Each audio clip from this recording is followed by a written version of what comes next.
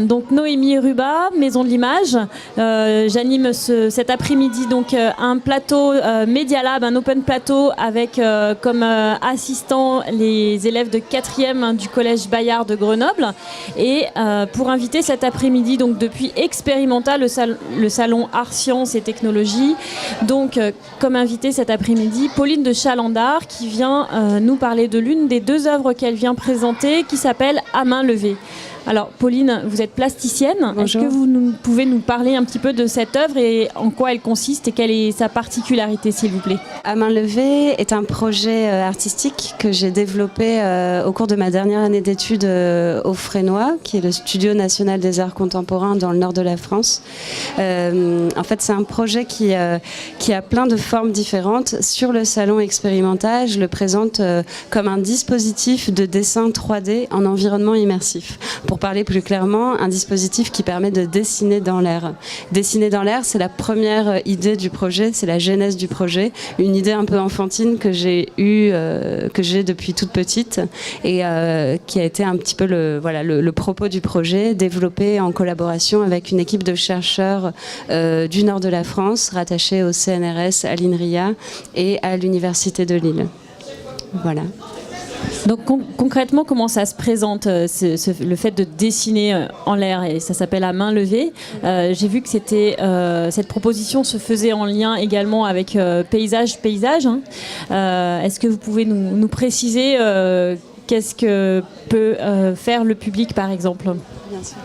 Alors, sur le salon Expérimenta, en fait, je propose d'essayer d'imaginer un dessin collaboratif autour d'un paysage dessiné. En fait, concrètement, les matins du salon, c'est moi qui dessine en performance, en tout cas en session de dessin individuelle.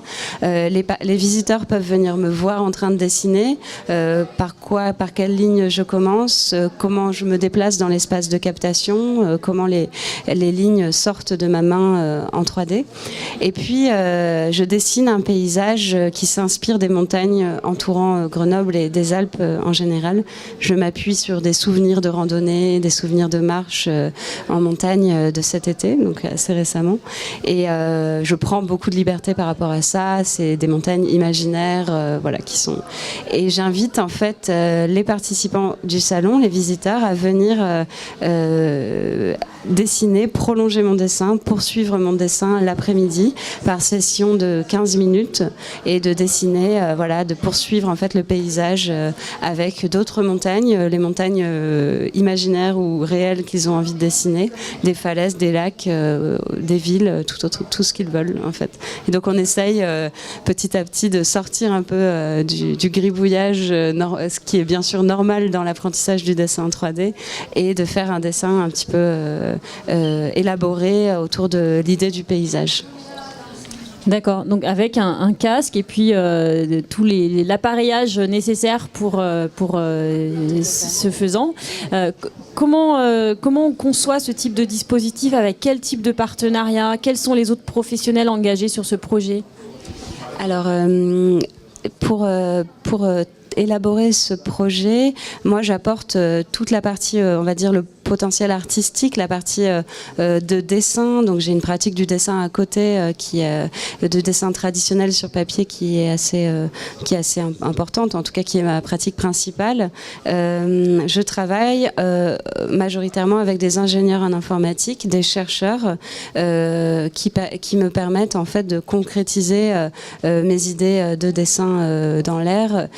En fait, ils ont créé, donc surtout Samuel Degrand, le chercheur avec qui je travaille majoritairement, m'a aidé en créant un programme, donc tout codé à la main, permettant d'être immergé en réalité virtuelle et de voir mes gestes traduits sous forme de lignes dans la trace de ma main. Voilà, donc c'est des lignes de code. Les images qui sont générées sont également des lignes de texte qu'on peut ensuite réinjecter dans une scène 3D pour, par exemple, naviguer, découvrir un nouveau dessin.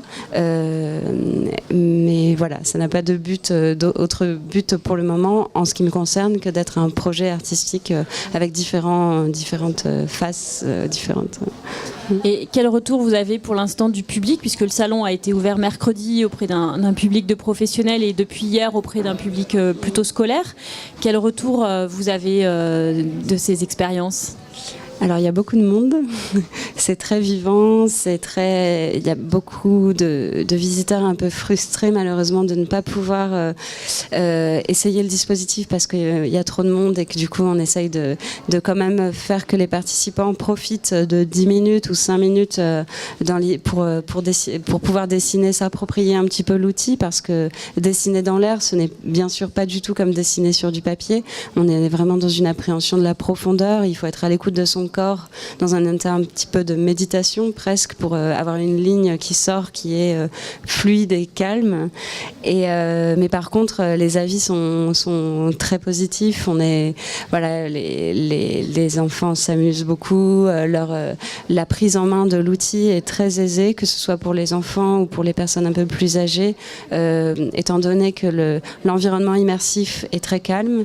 Il est très immersif, bien sûr, la réalité virtuelle. Et puis, la seule chose qui est générée, ce sont des lignes qui sortent d'une main. Le cerveau comprend tout de suite ce qui se passe. En quelques minutes, il se dit d'accord, c'est mon nouvel environnement, on y va. C'est très intuitif. Tout à fait. Très bien. Merci Pauline de Chalanda. Donc j'invite ceux qui ont l'occasion de pouvoir assister à cette expérience d'aller sur place dans le salon. Merci et à bientôt. Donc c'était Noémie Rubat sur le Media Lab d'Experimenta, animé par la Maison de l'Image et O2 Zone.